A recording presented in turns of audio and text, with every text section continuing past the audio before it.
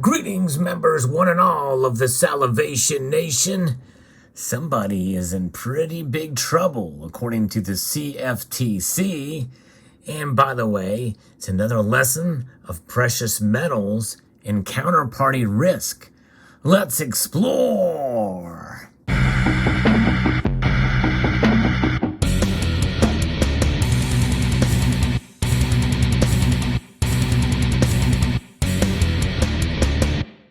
What kind of trouble am I talking about? To the tune of $7 million in fraud, the Community Futures Trading Commission, it is filing a civil enforcement action in U.S. District Court for the District of Delaware against a precious metals dealer who I have never heard of before, called Argent Asset Group, LLC.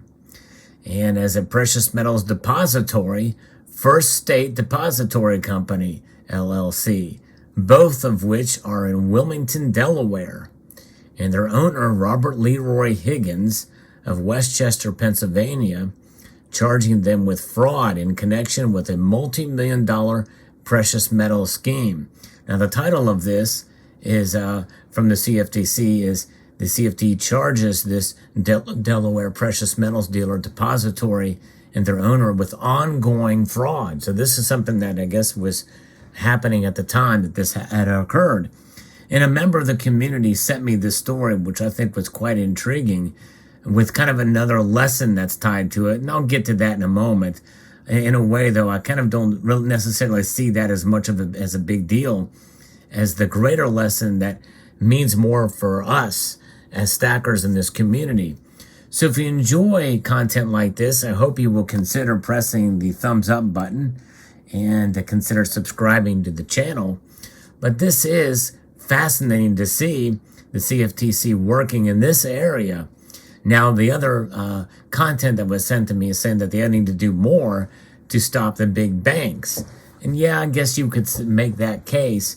But then again, JP Morgan did get hit with a $920 million fine, which they said was not that is not that big of a deal, they allege. But when we look at it as to how much money that they make or had made over the course of time, that's a pretty big dent. But nonetheless, I still think jail time should be given, and we're following that case. If we hear anything more about sentencing, we'll let you know about that here on this channel. And nonetheless, it's all bad, and this is bad too, and this very well may even affect some of you in this community, especially if my viewers have dealt with this company. Have you heard of them before? Argent Asset Group. Argent meaning silver. And that's what this is all about, is silver.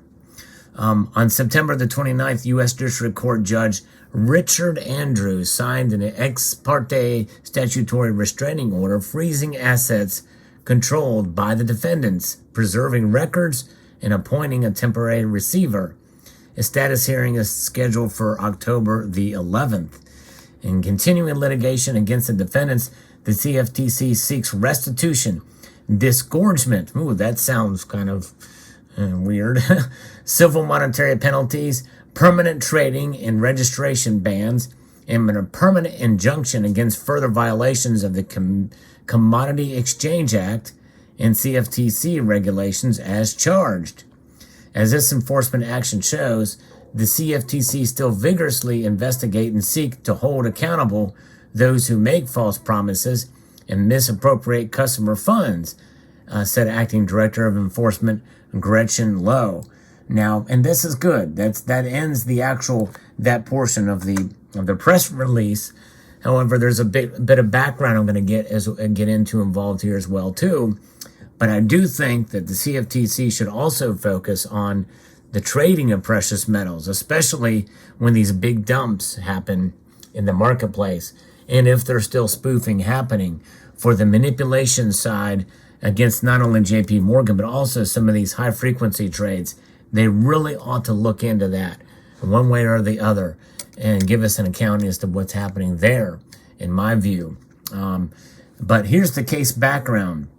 The complaint alleges that from approximately January of 2014 through the present, in other words, unlike the JP Morgan case, where it was like from 2008 to 2016. This was going on since 2014 all the way to now, the here and the now. Argent and FSD, acting as a common enterprise controlled by Higgins, engaged in a fraudulent and deceptive scheme to solicit and misappropriate at least $7 million in funds. That's at least. And silver from at least 200 customers in connection with a fraudulent silver leasing program referred to as the Maximus program.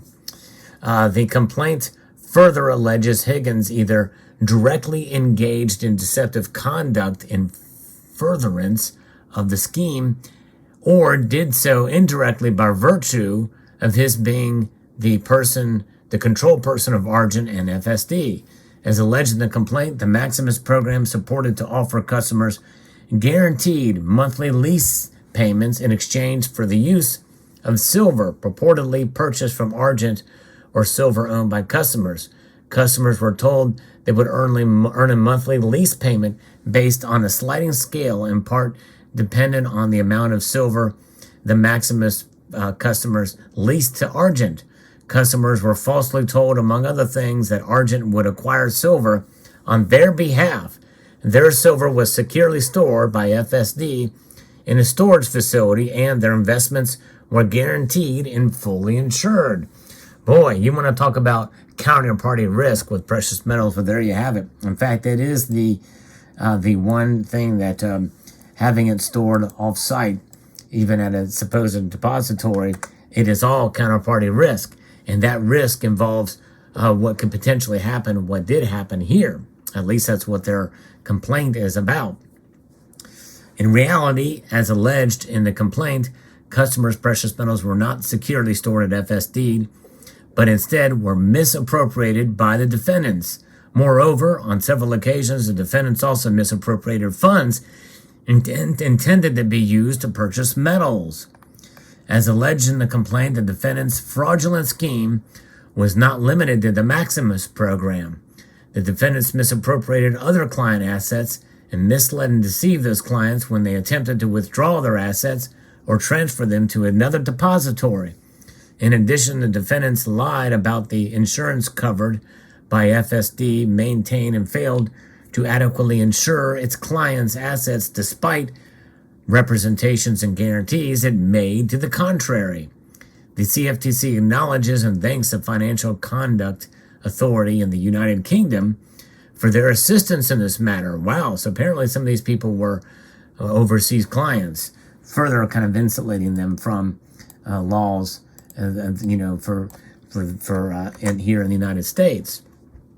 The Division of Enforcement staff members responsible for this action are listed, and a couple of names were given there. So this is their fraud advisory.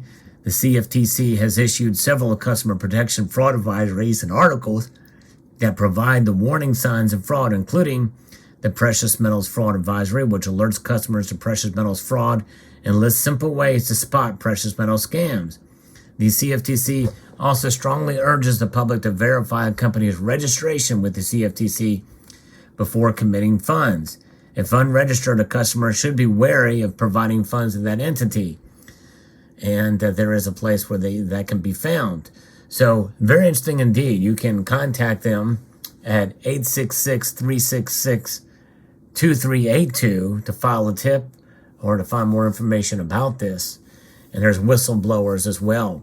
But again, I think that people probably have contacted them about the manipulation that extends. I think some people would feel it extends beyond what has happened with J.P. Morgan. But again, something like this, especially when you're talking about a situation where you're leasing precious metals, that's a derivatives. That's essentially a derivatives, and that's what's happening. That a lot of people feel is part of the problem with the precious metal sector, especially with trades that are happening there at a basis and a frequency that cannot really be backed by the physical. Where is the physical? What's going on there? What about the COMEX? What about the LBMA? Have they been investigated? All this. I mean, This is a hard asset. If you have paper representations of this, in my view, it should be backed 1-to-1, 1 ounce for one contract or whatever the contract is. Every bit of it should be backed by the physical, in my view. And all of that metal should be allocated for that purpose and nothing else. These futures contracts and the like, it's all ripe for corruption. When will that be investigated? And again, I'm not one of those that believes that there is a massive cabal to suppress the price of silver, but I do think it's ripe for corruption. And the derivative market, I think, in and of itself, is a suppressive force, just by the nature of what it is. And to me, that should stop. And I think that's a natural order of things, not necessarily that it's a conspiracy. It's just the natural, it's just like with inflation. You print too many of these, they become less valuable. You print too many of the paper versions of these, then they become less valuable. But we know the physical is not necessarily reflecting that, at least when we go to buy the metal. But nonetheless, very interesting indeed. And thanks again to my source who sends me some of this stuff. He is not active in the precious metal space here on YouTube and other social media platforms, but he does watch. And I appreciate him sending this to me. And I want to extend a multitude of gratitude to you all. And also with some of the lesson here, counterparty risk. It is good to have a substantial amount of your precious metals in your possession in one form or another. Limit that counterparty risk. And I have some counterparty risk, but these are entities that I trust as to where this stuff is stored and where I will return it. So there you have it. Let me know what your thoughts are in the comment section below. I'd like to extend a multitude of gratitude to you all for taking the time to watch and encourage you to please rate, share, comment, and subscribe.